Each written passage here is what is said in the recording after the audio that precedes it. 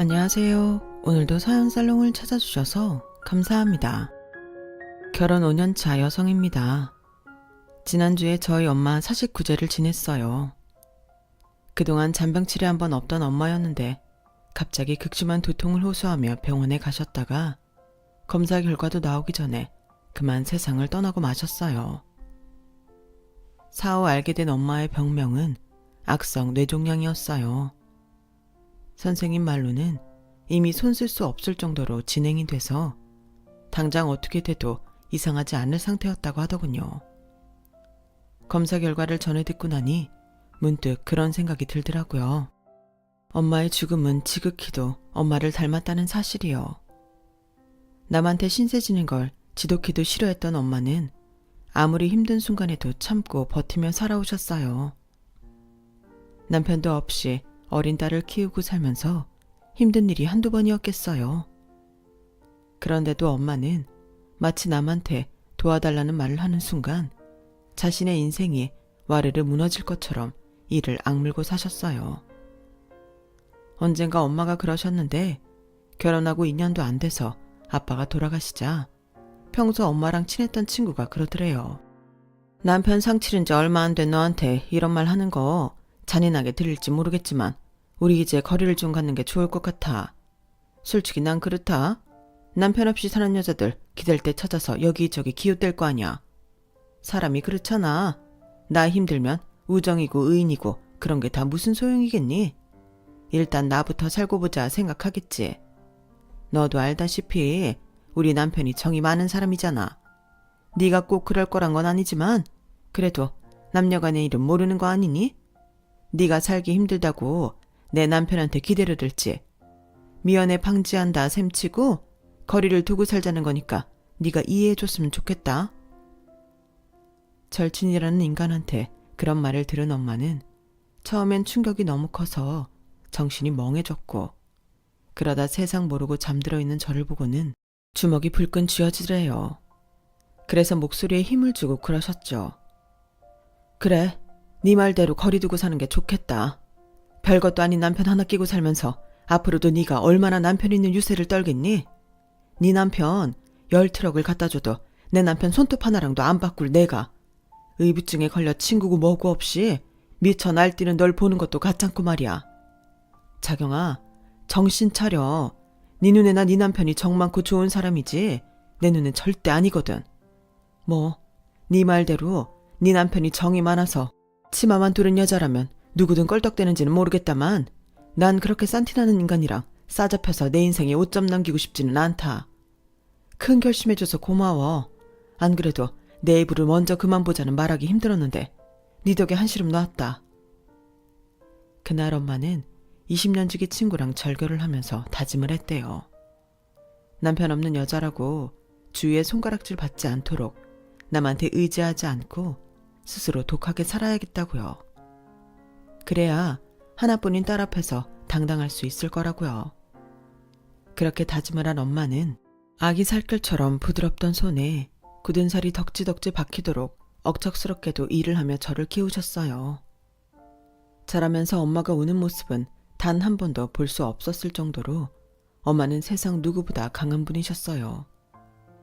그런 엄마를 보고 자란 저 역시 남한테 의지하기보다는 뭐든 내 손으로 직접 이루어야 직성이 풀리는 성격으로 자라났죠. 넌 여자니까, 넌 힘이 약하니까 같은 말들은 개나 줘버리라는 식으로 남학생 못지않게 힘쓰는 일도 마다 않고 지냈어요. 그래서 제가 속해 있던 동아리 사람들은 저를 두고 작은 거인이라고 불렀죠. 제가 얼굴 곱상한 천상 여자처럼 보이지? 절대 아니야. 팔씨름도 남자한테 이겨먹는 애라니까. 얼마나 독종인지 몰라. 나중에 누가 쟤를 데려갈지 그 남자 앞날이 훤하다. 남자 선배들은 술자리를 가질 때마다 이런 말로 저를 조롱했지만 맨정신에는 제 앞에서 입도 뻥끗 못했어요. 팔씨름은 물론 제가 태권도 유잔다였던 탓에 주먹으로도 저한테 상대가 안 됐거든요. 새학기가 되자 신입생이 들어오면서 저희 동아리에도 신입이 들어왔어요. 그중에는 재수를 해서 저랑 동갑인 신입생도 있었어요. 키도 크고 몸도 좋아서 힘으로는 누구한테도 안 밀릴 것처럼 보였죠. 그러자 남자 선배 몇몇이 저랑 팔씨름을 해보라고 바람을 잡더라고요. 그러자 신입이 대뜸 쪽팔리게 여자랑 팔씨름을 하라고요? 이러지 않겠어요. 그 말에 자존심이 팍 상한 저는 당장 한판 붙어보자고 나섰죠.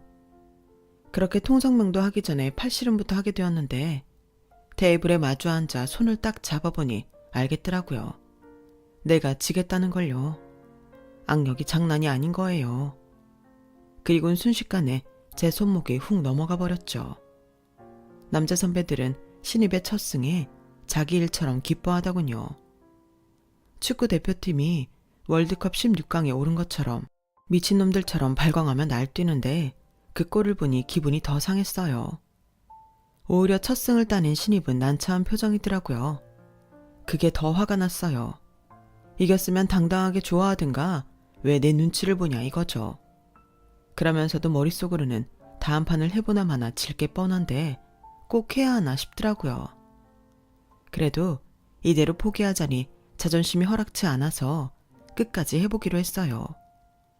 그렇게 두 번째 판이 시작됐는데 이게 좀 이상한 거예요. 이전 판만 해도 바위처럼 꿈쩍도 않던 신입의 손목이 지가 알아서 휙 돌아가더니 그대로 바닥으로 떨어지더라고요. 그래놓고는 지도 민망했는지 그러는 거예요. 와, 희주 선배님 힘이 장난 아니시네요. 아까 제가 이긴 건 정말 운이 좋았던 것 같아요. 저 기권하겠습니다.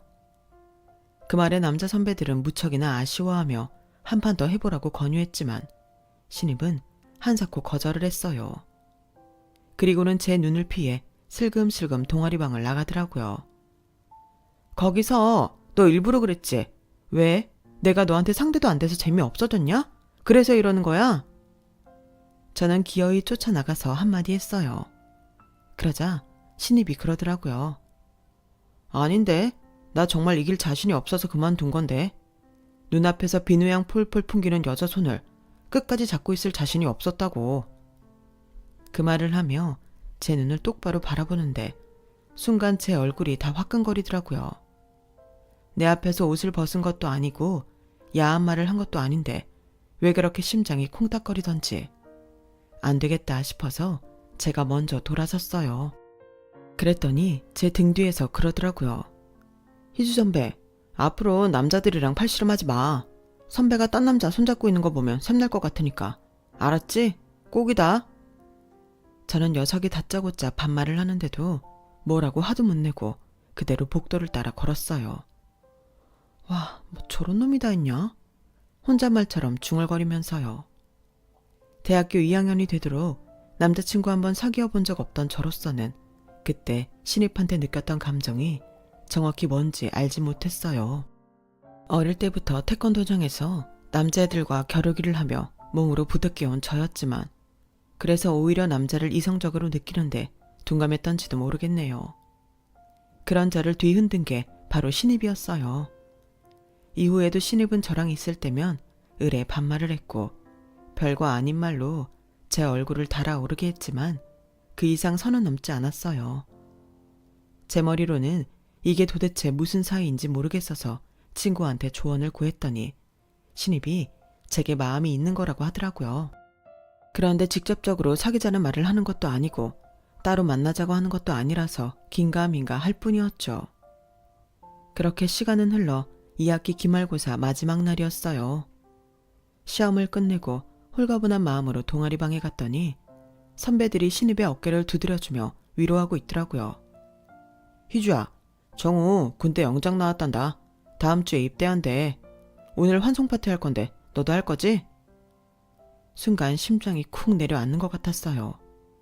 시작도 못 해보고 이렇게 끝나는구나 생각하니 허탈해서 헛웃음만 나더라고요. 그래서 술자리에서도 내내 별말 않고 술만 마셨어요.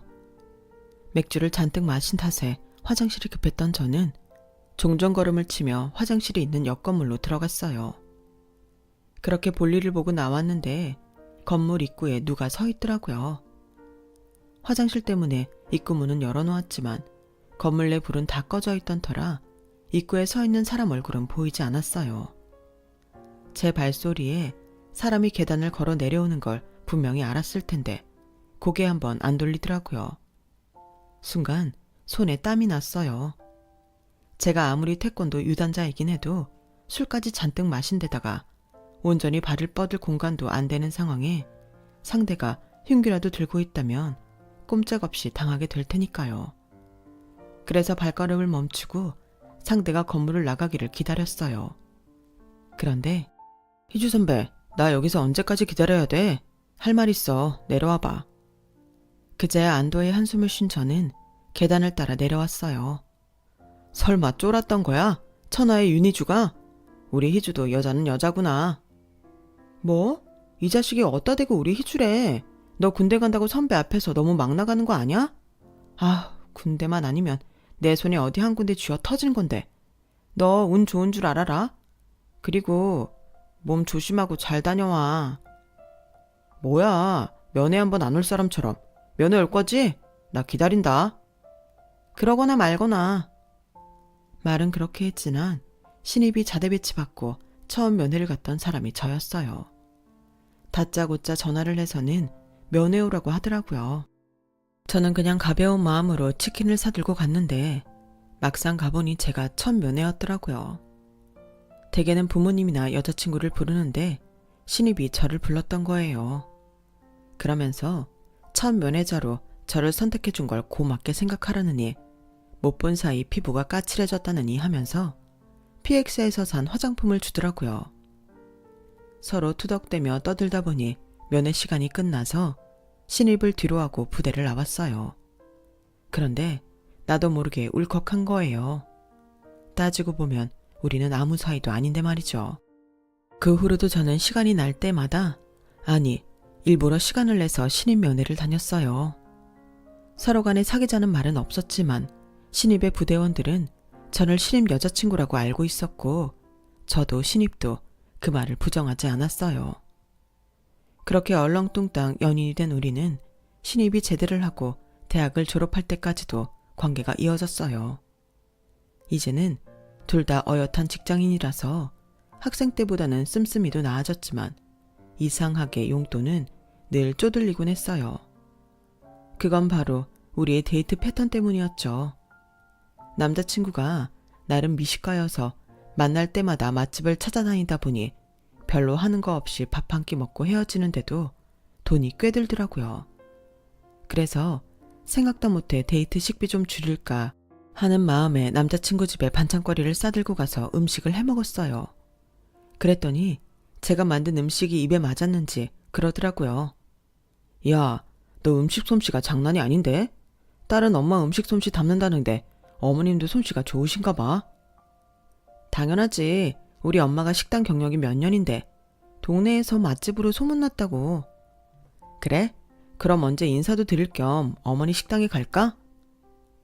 남자친구는 그저 맛있는 밥 한 끼 먹으러 오겠다는 얘기였을 테지만 저는 그 말에 설렜어요. 왜? 밥 먹으러? 아니, 결혼 승낙 받으러. 나 다음 달이면 적금 만기거든. 물론 은행 대출도 받아야겠지만 그래도 지금 상황이면 집도 마련할 수 있을 것 같아. 오래 기다려줘서 고마워.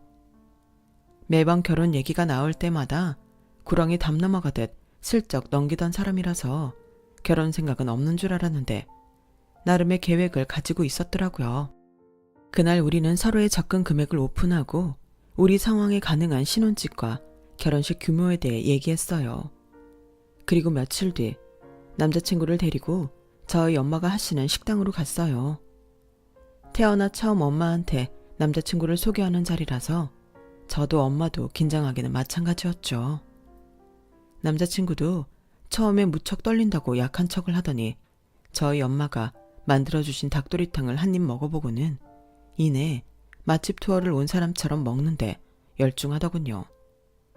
연신 맛있다는 말을 하며 밥을 3공기나 비운 탓에 좀 창피하기까지 했는데 엄마는 그 모습이 그렇게 보기 좋으셨던 모양이에요. 사람들 앞에서 늘 당찬 모습이던 엄마였지만 그날만큼은 달랐어요. 저를 잘 부탁한다시며 자식 또래의 남자를 꽤나 어려워하시더라고요. 장모님, 그런 말씀 마세요. 저 그동안 희주 도움 많이 받고 살았어요. 장모님도 아시겠지만 희주가 좀 멋진 구석이 있잖아요. 저 군대 가고 제대하는 날까지 매주 면회 와준 건 저희 내무반에서 희주 한 사람뿐이었어요. 그 덕에 힘든 군 생활도 버틸 수 있었고 복학해서도 마찬가지였어요. 돈 없는 복학생 남자친구랑 사귀면서 데이트 비용도 자기가 다 내고 저 취업 준비할 때도 자격증 준비부터 면접 준비까지 희주가 다 도와줘서 가능했어요. 20살 이후로 저 사람 만들어준 건 희주예요. 이제는 그동안 제가 받은 거 희주한테 갚으면서 살게요. 그러니까 걱정 마세요. 그날따라 남자친구는 유수처럼 유려하게 말을 이어갔고 덕분에 저희 엄마는 한시름 놓으셨어요. 우리 집에서 엄마한테 점수를 한껏 딴 남자친구와 달리 저는 환영받지를 못했어요. 제 키가 좀 작다는 게 이유였죠. 어머님은 대놓고 제 키를 물으시며 저를 무안하게 만드셨어요. 세상에, 너 키가 150은 되니? 요즘 애들은 다들 키도 크던데 넌 왜 그렇게 작니? 이세를 생각해서 남자고 여자고 키가 좀 커야 하는데 우리 애가 크면 뭐해? 네가 평균에도 못 미치는 킨데 자식은 엄마 유전자 따라 키가 결정되기 마련인데 이거야 원? 난장이 똥자루만 하니? 엄마, 사람 앞에 두고 무슨 말이 그래? 그리고 희주 키 그렇게 안 작아. 아담한 사이즈라고. 아담한 거 다 얼어 죽었다 얘. 네가 직접 말해봐라. 너 키가 몇이니? 제 키요? 정확히 156.2cm예요. 작은 편이긴 하죠. 하지만 살면서 그리 불편한 정도는 아니에요. 그런데도 시어머니는 제 키를 듣자마자 마치 하늘이 무너진 것처럼 혀를 차며 한숨을 쉬셨어요. 사실 저희 시어머니 키가 좀 크시거든요. 그 연세에 167cm니까 코도 많이 큰 편이죠. 아니, 그런다고 처음 인사 온 며느리감한테 키 작다고 타박을 하실 일인가요? 그날 인사를 드리고 나와서도 내내 기분이 안 좋았어요. 그래서 애꿎은 남자친구한테 화풀이를 해댔죠. 신경 쓰지 마. 엄마가 괜히 그러시는 거야. 그러니까 왜 괜히 그러시느냐고. 안 그래도 긴장하고 간절인데 꼭 그러셔야 하느냔 말이야. 실은 엄마가 나한테 삐친 게 있어서 그래. 내가 장모님 모시고 살겠다고 했거든. 얘기를 들어보니 처음부터 저희 엄마를 모시고 살 생각은 아니었다고 하더라고요. 그런데 막상 저희 엄마를 만나서 얘기를 나눠보니 저희 엄마 인생에서 제가 차지하는 부분이 얼마나 큰지 알겠더라나요. 남편도 없이 딸 하나 믿고 살아오셨는데 내가 너만 쏙 빼가면 어머님이 얼마나 적적하시겠어? 30도 안 된 나이부터 딸 자식 때문에 재혼도 않고 사셨는데 그 인생을 보상해드리지 못해도 조금이나마 위로는 해드려야 하잖아. 그래도 자기 부모님이 싫어하실 텐데 그래도 돼? 게다가 엄마 모시고 살려면 집도 우리 계획보다 더 큰 데로 이사가야 할 텐데 돈은 어쩌고. 하는 데까지 해보지 뭐. 정 안 되면 장모님께 좀 도와달라고 하지 뭐. 생각지도 못한 남자친구의 제안에 울컥할 정도로 기뻤어요. 물론 시부모님께 면목 없는 일이긴 하지만 말이에요.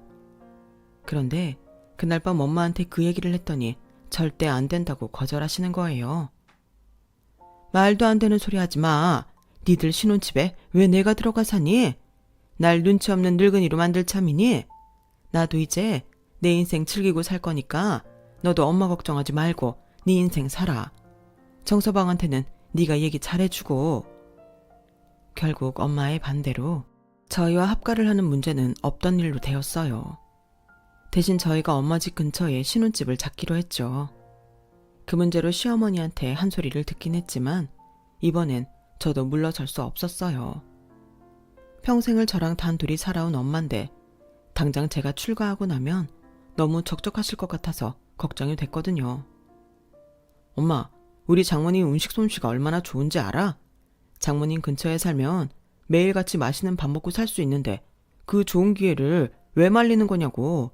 엄마도 알잖아. 나 입맛 까다로운 거. 엄마는 아들이 잘 먹고 잘 사는 게 그렇게 배 아파? 이 녀석이 누가 그렇대. 하여간 지 아빠 닮아선 먹는 거에는 엄청 열을 올린다니까. 자식 이기는 부모 없다고 결국 시어머니는 저희 뜻을 따라주셨어요. 하지만 이 일이 나중에 어떤 결과를 초래하게 될지는 그때까지만 해도 몰랐어요. 친정 근처에 살다 보니 가장 좋은 건 엄마 찬스를 자주 쓸 수 있다는 거였어요.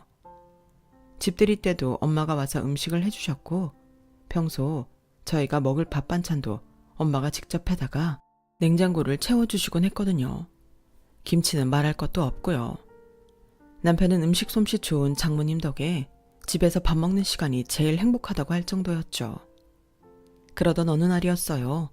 주말에 시부모님이 찾아오셔서 간만에 한우를 구워 먹게 됐어요. 며칠 전에 엄마가 가져다 준 파김치랑 그 밑 각종 밑반찬을 꺼내 상을 차렸죠. 그런데 저희 엄마 김치를 드신 아버님이 너무 맛있다며 어디서 난 거냐고 물으시더라고요. 아버지, 김치 맛있죠? 우리 장모님 솜씨예요. 이 파김치도 드셔보세요. 태어나서 이렇게 맛있는 김치는 처음이라니까요. 그날 아버님은 한우보다도 김치를 더 많이 드시고 가셨어요. 저희 엄마 반찬을 맛있게 드셔주니까 저도 덩달아 기분이 좋더라고요. 그런데 이 일이 얼마 뒤 큰 파장을 일으킬지 누가 알았겠어요. 한 일주일쯤 지났을까요? 엄마가 아침 일찍 커다란 김치통을 2개나 들고는 저희 집에 오셨더라고요. 엄마, 뭔 김치를 이렇게 많이 가져왔어? 저번에 준 김치도 그대로 있는데. 이거 니네 거 아니야. 이복에 청서방, 이거 이따가 어머님 좀 가져다 드려. 하나는 배추김치고 하나는 파김치야. 그럼 부탁 좀 하네. 엄마는 가게 문을 열어야 한다며 서둘러 돌아가셨어요. 주말이라 늦은 아침을 먹고 남편과 함께 김치 배달을 하러 시댁에 찾아갔어요. 그랬더니 아버님이 안방에서 달려나와 서둘러 김치통부터 여시더라고요. 그리곤 한 입을 딱 떼어 드시고는 시어머니한테 밥 한 그릇 가져오라고 하시는 거예요. 안 그래도 내가 사돈 김치 먹을 생각에 점심도 굶고 있었다. 여보, 딴 반찬 꺼낼 것도 없어. 가위 가져와서 배추김치 대가리만 잘라달라고. 아버님은 어머님이 내온 밥에 김치를 척 올려 드시며 연신 감탄사를 내보내셨어요. 그런데 이날 이후 매번 저희 엄마한테 김치 부탁을 하시지 뭐예요. 엄마는 그럴 때마다 배추김치며 파김치, 깍두기에 갓김치까지 아버님이 요구하는 종류별로 김치를 만들어 보내셨어요. 김장 때는 아예 시부모님이 저희 엄마 가게로 차를 끌고 가서 큰 통으로 몇 개씩 김치를 가져가셨죠. 한두 번이야 그렇다 치지만 매번 김치를 그렇게 퍼가면서도 10,000원짜리 한 장 안 내놓는 모습에 기가 찼지만 그렇다고 제가 난서서 한 소리 할 수는 없는 노릇이었어요. 그래서 남편한테 대신 시부모님께 얘기 좀 해보라고 말했죠. 반응은 즉각 나타났어요. 시어머니가 회사로 전화를 했더라고요. 내 아들 시켜 김치값 내라는 말을 하는 너도 너지만 네 친정엄마는 더하구나. 김치 필요할 때마다 말하라고 하더니 우리가 가져가면 얼마나 가져갔다고 그걸 딸내미한테 쪼르륵 고자질을 한다니? 나 김치도둑 취급을 받으면서까지 니네 엄마 김치 퍼다 먹을 정도로 한심한 사람 아니다. 앞으론 니네 친정 김치 안 받을 테니까 너도 니네 엄마도 내 아들한테 헛소리 하지 마. 기껏 공짜로 김치 퍼다 먹고 오히려 큰 소리 치는 꼴이라니 어쩌면 사람이 이렇게 염치가 없을까요? 그런데 말은 이렇게 해놓고는 구질구질하게 다른 방법으로 사람 엿먹이지 뭐예요? 공짜 김치 안 가져다 먹는다고 한 말이 무색할 정도로 아버님은 하루가 멀다 하고 저희 엄마 가게에 찾아오셨어요. 처음엔 지나가다 밥때가 돼서 식당에 들어왔는데 그게 사돈 가게일 줄은 몰랐다는 궁색한 변명이었지만 하루 이틀 지나면서는 의례 점심때마다 찾아와 한 자리 차지하고 공짜 밥을 먹고 가셨거든요. 명색이 사돈인데 저희 엄마가 밥값을 받을 리 없었죠. 그걸 이용한 건지 아니면 정말 저희 엄마 음식이 입에 맞아서 그랬는지는 모르겠지만 아버님은 그 후로 툭 하면 친구분들을 모시고 저희 엄마 가게에 오셔서 식사를 하셨어요. 매번 공짜 밥을 드시고 가면서 나갈 때는 공짜 커피까지 한 잔 뽑아 들고 나가는 걸 잊지 않으셨죠. 대개 이런 경우는 대접받는 사람이 미안해서 안 찾아가기 마련인데 저희 아버님은 눈치가 없는 건지 뻔뻔한 건지 아무 거리낌 없이 저희 엄마 식당을 드나드셨어요. 그러면서 자연스레 김치도 다시 받아먹기 시작했고요. 결국 보다 못한 남편이 매번 저희 엄마한테 김치값과 아버님 식사 비용을 내기는 했지만 저희 엄마가 그 돈을 받을 리 만무했죠. 아버님이 저희 엄마 식당에 발길을 끊게 된 건 다름 아닌 제 출산 때문이었어요. 제 산후조리를 돌봐주시던 엄마가 곧 출산 휴가가 끝나는 저를 대신해 아이를 봐주시기로 했거든요. 그동안 식당을 하시느라 변변히 쉬지도 못했던 엄마는 이참에 친구한테 가게를 넘기고 이제 좀 쉬겠다고 하신 거예요. 저한테는 무엇보다 반가운 소식이었어요. 엄마가 봐주신다면 회사에 복귀해서도 안심이 되고 어차피 베이비시터한테 들어갈 돈 저희 엄마한테 드리면 되는 거였으니까요. 예, 됐다. 그 돈 잘 모았다가 니들 집 넓혀갈 때 보태. 엄마는 그 돈 아니어도 살만하니까. 가게 넘겨받은 친구가 목돈이 없다고 매달 매상에서 잔금 보내주기로 했거든. 그것만 받아도 엄마는 충분히 먹고 산다. 그러니 돈 걱정은 말고 얼른 돈 모을 생각이나 해. 그건 그거고 이건 이거지. 어차피 엄마 아니었어도 이 돈은 나갈 돈이었어. 대신 엄마가 우리 애 봐주니까 내가 더 안심하고 일할 수 있잖아. 그게 어디야.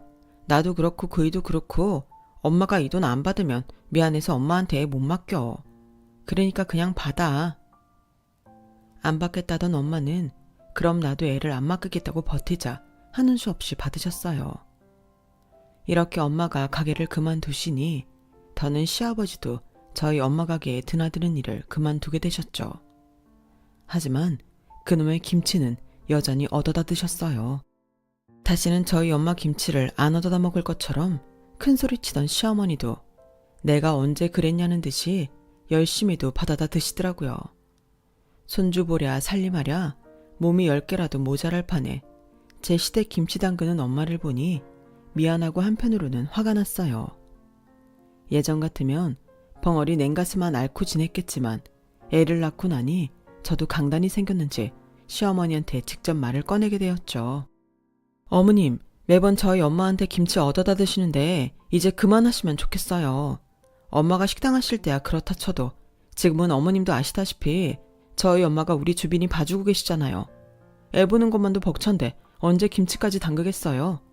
그렇다고 어머님이 저희 엄마 대신 주빈이 봐주시는 것도 아니고 저 시집 온 지 5년 됐어요. 그동안 저희 엄마 김치 받아 드셨으면 이제 그만할 때도 되지 않았어요. 딸 가진 부모가 죄인은 아니잖아요.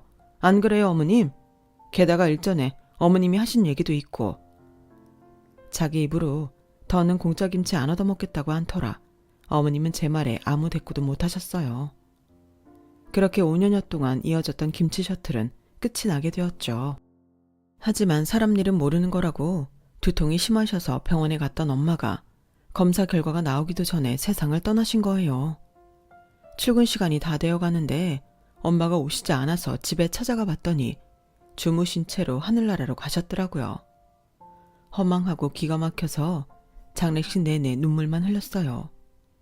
밥은커녕 물도 한 모금 못 넘기겠더라고요. 일 그만두고 쉬시는 엄마한테 끝까지 손주 육아까지 떠넘긴 게 마음에 걸려서 더 그랬던 것 같아요. 그런데 그때는 경황이 없어서 몰랐는데 저희 엄마 장례식에 저희 시부모님이 코빼기도 안 보이시더라고요.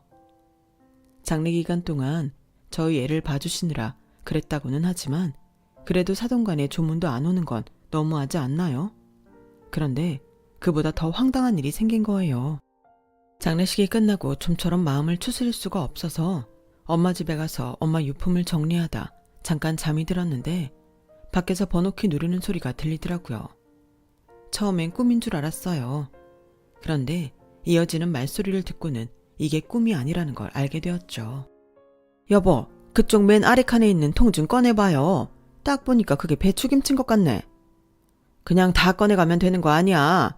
어차피 김치 냉장고에 든 건 다 김치일 거 아니야. 그렇긴 한데 이걸 어떻게 한 번에 가져가요? 보니까 베란다에 고추장이랑 된장 항아리도 있던데 그것도 가져가야 하잖아요. 이게 다 차에 실어질까? 이럴 줄 알았으면 큰 차를 한 대 빌려오는 건데 그랬네. 이거 언제 나눠서 가져가겠어요?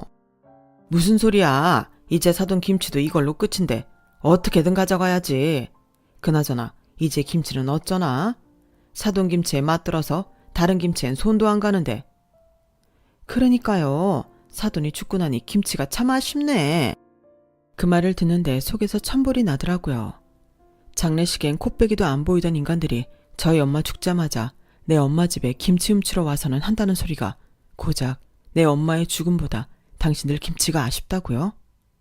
안방에서 숨죽이고 있던 저는 그대로 주방으로 나갔어요. 방에서 나온 저를 보자 시부모님은 귀신을 본 사람들처럼 소스라치게 놀라더군요. 어머 얘! 네가 왜 거기서 나오니? 그건 제가 물을 말 아닌가요? 왜 두 분이 저희 엄마 집에 계세요? 왜 우리 엄마 냉장고는 뒤지고 있냐고요? 그간 그렇게 우리 엄마 김치 퍼다 드셨으면 최소한 마지막 가는 길에 인사 정도는 하셨어야죠. 이렇게 돼서 김치 훔칠 게 아니라 그간 덕분에 잘 먹었다고 감사 인사 정도는 해야 맞는 거 아니냐고요. 두 분 참 대단하시네요.